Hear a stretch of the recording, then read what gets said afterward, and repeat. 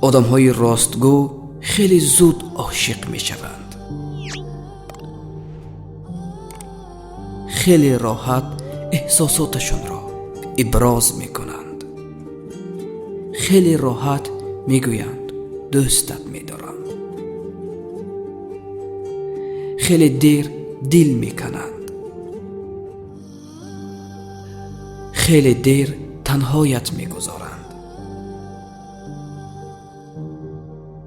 اما وقتی زخمی میشوند ساکت میشوند، چیزی نمیگویند، خیلی راحت میروند و دیگر بر نمیگردند. وقتی مرگم تنها یک سخن به تو میگویم: رفتن این گونه است، نه آن گونه ای که تو رفتی.